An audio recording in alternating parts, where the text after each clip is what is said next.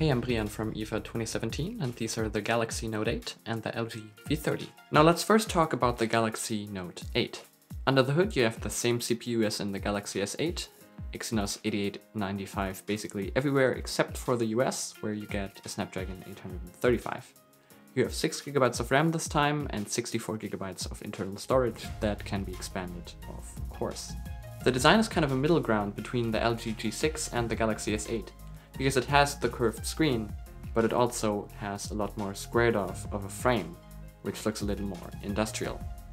The screen on the front is 6.3 inches, and it's actually very similar to the one of the Galaxy S8 Plus.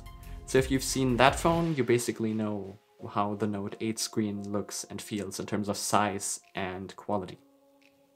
The big selling point with the Note 8 are of course the S Pen and the dual cameras on the back. The S Pen features are basically the same as on the Galaxy Note 7. There are a few new things, but it's overall the same pen experience that you've come to expect from Samsung. And if you're into that, the Note 8 will probably be a good phone for you.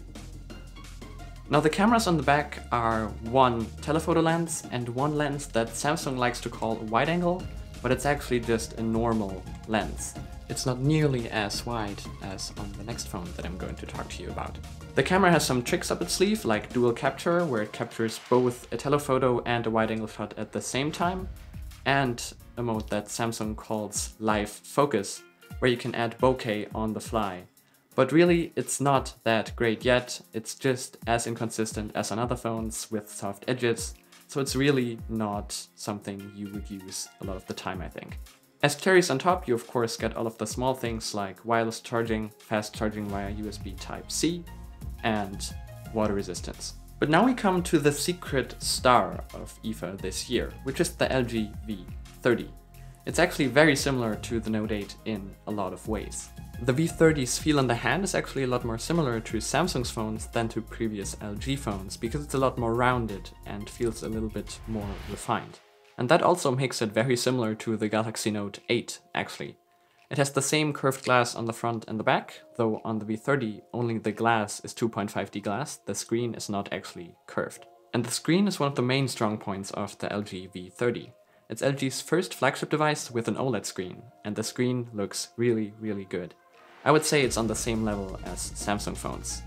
And comparing it to the G6, you can see that the colors are a lot better. Other than that, it's the same 2:1 aspect ratio and resolution as the G6 though. All the small boxes are ticked here as well, with wireless charging, fast charging, and water resistance, of course. So let's talk about the camera now. On the back you have the same two lenses as on the G6, though the main camera is 16 megapixels now. And the wide-angle camera has a little bit less of a barrel effect than on the G6. It's just the same camera setup, but improved. The camera software has also been improved. It's a lot flatter now than on the G6 and a lot more organized with all the modes in one place. You now have a new Cine mode that shoots in a very flat color profile for you to grade after the fact. And you of course also still have the manual video mode with exceptional video stabilization. All of this together with the FLAC audio recording should add to a very great video shooting experience and camera experience in general on the V30. So this all sounds great. Both phones have great designs, all the small boxes ticked, great cameras, great performance, and everything. But of course there's one caveat, and that's the price. These are premium flagships and you can expect them to be more expensive than the G6 and the Galaxy S8. And that's really where the problem with them stands. For $300 to $400 more than their smaller flagship counterparts, I don't really know if there's enough to draw you to these phones here. They're really, really amazing, but so are the G6 and the Galaxy S8. Though the V30 is a lot more of an upgrade over the G6 than the Note 8 is over the S8. But still, I would probably recommend you to hold off on these phones until the price has fallen into a little bit more of the neighborhood of the Galaxy S8 and the LG G6. Or you could still just pick up one of those until that has happened.